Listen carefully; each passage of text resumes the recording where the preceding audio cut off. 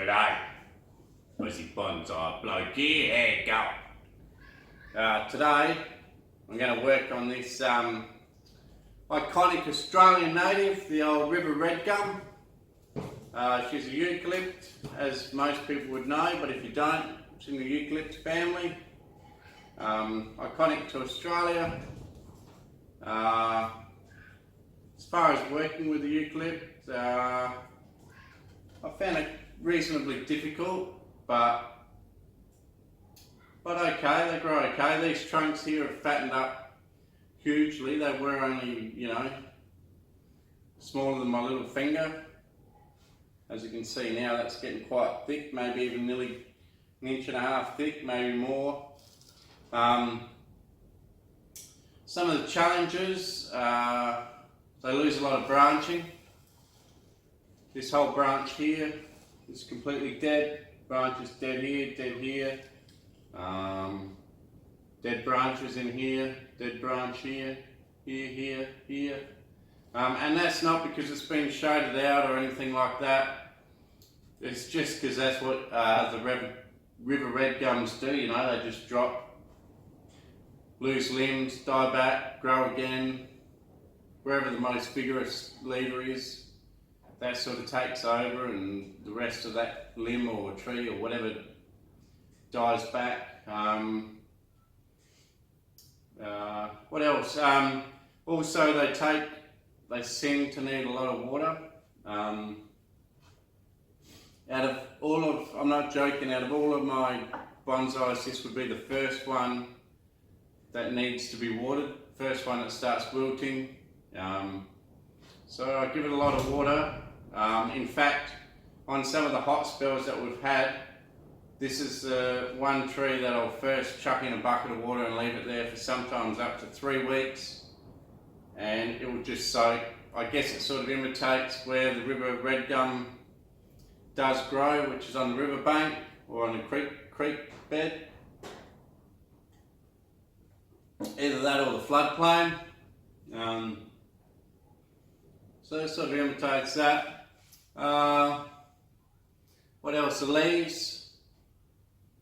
They're sort of hard to reduce, but then I guess looking at this one, the leaves on this are a lot smaller than a full-grown tree. Even though they're still quite big, on a full-grown tree they're probably going to be double that length. So they have reduced over time, but still quite large.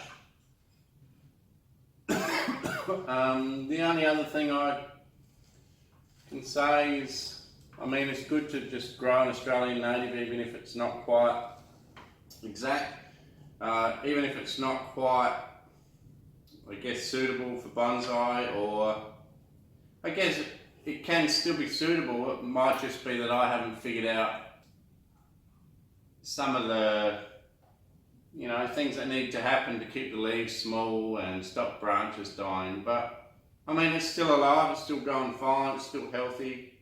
The branches that are growing are really healthy, there's no disease, no issues. So today all I'm going to do is trim back some of the long branches to try and, one, promote new growth, get more division, and two, hopefully stop some of the weaker branches dying back so early. But I'm not sure whether it'll really matter. I'm going to leave all the dead branches on, by the way, because if you go out in nature and have a look at a red gum, all the old branches, all the old dead branches on the tree, it's sort of iconic to what the red gum is. So I'm going to leave them all on. Just chop it back, shorten it up a bit. Try not to have all the foliage on one level. I'll try and have a few different levels. We'll see how we go with that. In the past, when I first started this tree, I did have it as a bit of a bull, so it's going to be hard to get out of that now, but I'm going to try and just, change the levels a bit. I'm probably not going to wire too much because there is a lot of movement and divisions and stuff around the place, so it probably doesn't need a lot of wire.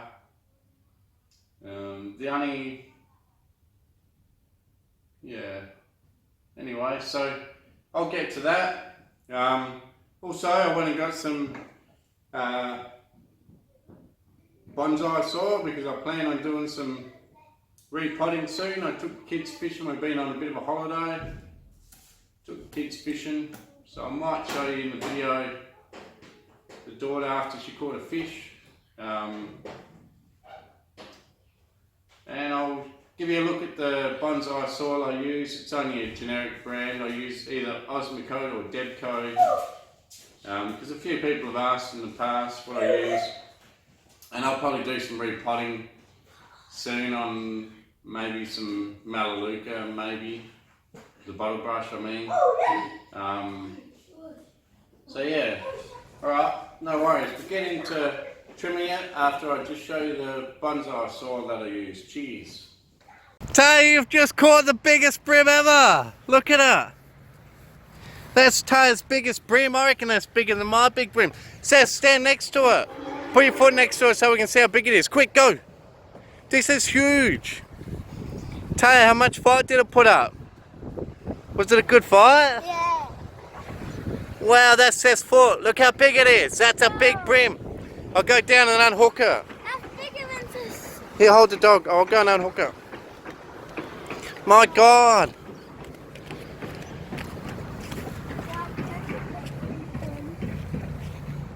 My God, look at the size of it. Dad, can you keep this size? Easily keep it if you wanted to, yeah. Yeah, keep it.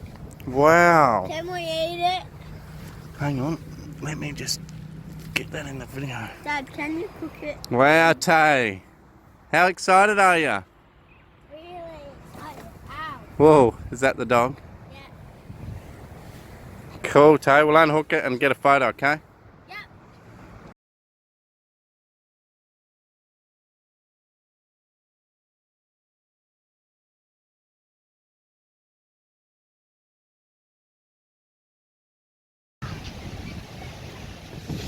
No.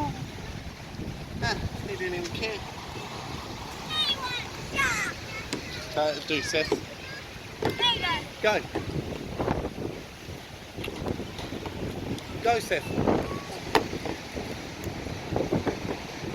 Come on, you weirdo. Go. Dad, hold this. I'm gonna go now. Okay, go.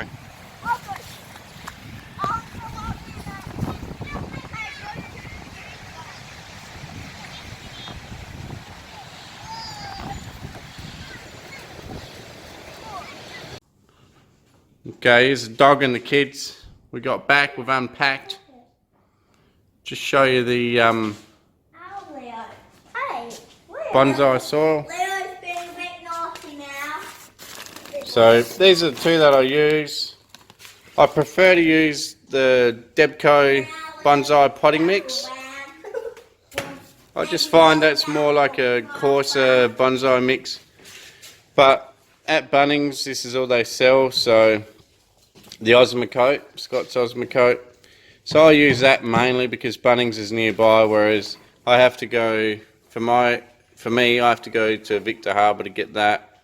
I don't think they sell it where I live, so, but I find that a better product. This is more of a bark, sort of pine bark sort of mix with a lot less coarse sort of granules and stuff in it, so I don't find that as good. But it's okay out here because it is dry and stuff, so either of them are okay. You've just got to water accordingly. What's going on over here? Leo's just being naughty. You crazy boy. He's even one with the motorbike, but he's still being naughty. Alright, we'll get onto the tree. Okay, so this is not going to take long. I've shown you the soil, probably shown you the daughter and her fish. We'll see how we go with that one. If you're not into fishing, you would have skipped that part, so anyway, welcome back. I'll give you a spin of the tree before I start trimming it. It's really quite wide at the top actually, front to back and all over the place, so I didn't really quite realise. Just a bit of a history of this tree. This tree is actually a single tree with 3 different trunks. Getting quite fat at the base now, so it's pretty cool. At work, I used to actually slash This is near a creek at work in the vineyard. I used to actually slash a slasher across this red gum. It was in the middle of a row, and one day I thought, oh, I'll just pull it up, try it for bonsai.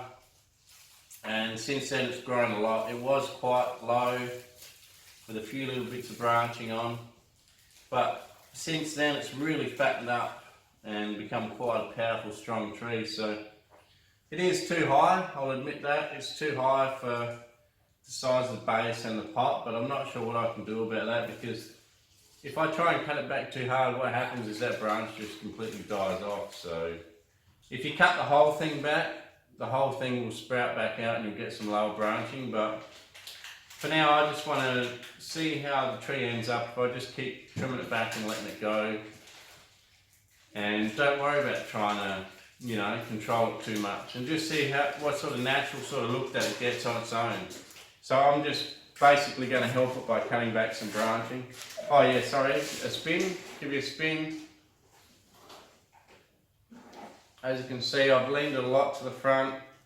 The back may have been against a wall, but not really. Like, here's a leaf that's died off the back.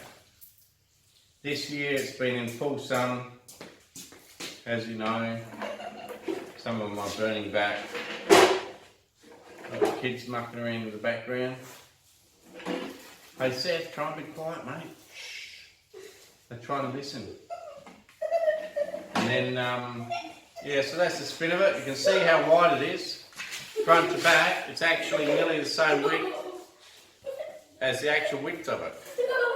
So you can understand with all that foliage, it does dry out really quick, and the red gum seems to need a lot of sap flow. Anyway, I'll get to trimming it. So basically, I'm just going to trim. Same thing. I'll just try and show you. Okay, here's one I'm going to cut off. Right, because it was way too long. And I'll just show you what I'm going to do. So basically, where it divides, most of the tree, where it divides, and it goes something like this. All I'm going to do is cut it back nice and short, either to the two really small ones here, or in some cases I'll cut it back to there. And then you can see how that's got a branch going out there and there. I could cut it back to there. And you get that division, that'll divide, and then you get those divisions. Or you could cut it right back to here. And right back to here, and that divide. And that middle bit's dead, so that won't matter. So I'll do that around the whole thing. I'll talk you through it a little bit. So here we've got two little branches underneath. I don't know if you can see properly, but we've got two branches underneath, a big fat one on top. I'm going to cut the fat one on top, and the little branches I'm going to cut back fairly hard. I'm going to leave this bit of dead. So everywhere there's a bit of dead, I'm going to leave it. I'm going to cut that back. They will reshoot in some cases if you leave a stub, so I'll leave a stub there and see what happens. Cut back. Get rid of some of the really big leaves. Cut back to some small leaves there. Small leaves. And I'm going to do this around the whole thing.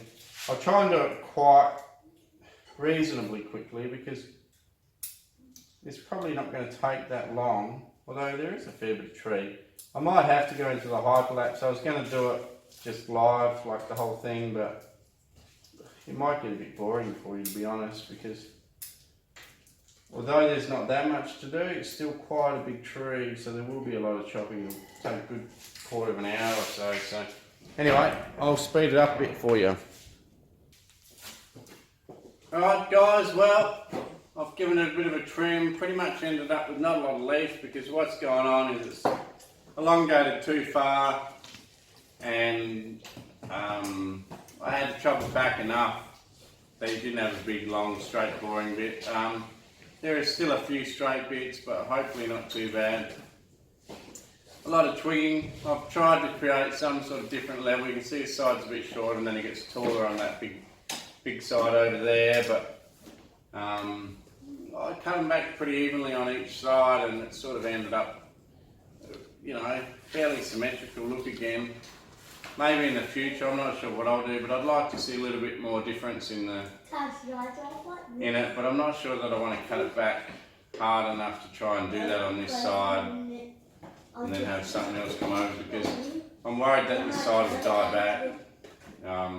Because already there's branches that have died back, like that one.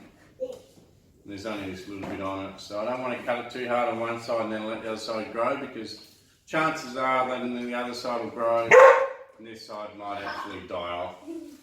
The dog's barking at the motorbike. He thinks Seth's going to go on it. Hey Seth, can you hop off the bike so I can bark, buddy? Leo, come here. Settle down, bud. Come up here. Up here. Up. Hey, settle down. He's barking at the motorbike, like chasing the bike. Don't you, bud? He likes biting fingers too. So yeah, that's pretty much it. I've done the trimming I'm going to do. I'm going to see how it grows naturally. You know, you might end up with one sort of leader or apex take off and become the dominant one anyway. It's sort of getting out of its symmetrical form that I used to have. You know, I used to have it really like a bull. So it is getting out of that, so it'll be interesting to see how it goes another couple of years. It'll probably naturally grow out of that bull sort of shape anyway, and it'll just grow how a normal Australian native grows, hopefully. We'll see how it goes. Anyway, just to show you, what are you doing there, boy? Hey? That's the foliage I cut off. Shouldn't be too much of a problem. Now, because I've pretty well evenly cut it off around the whole tree hopefully should shoot. What are you doing there, dog? Get down. It's crazy. Anyway, I'll give you a spin of the tree, and then going out, I'll give you a close up at the bottom, show you the sort of raft, I guess, or clump style. I may have to put it into a bigger pot one day, because this pot, the tree is getting bigger and bigger. It's been in this pot for a good couple of years, and it's just not enough to sustain the root ball on hot days. You just have to have it in water, soaking in water. So I may have to repot it. I might even do it pretty soon, and we'll go into a bigger pot. See how we go. As you've seen, I've got the bonsai mix now ready to go, so we'll see how we go with that one. I'll give it a spin.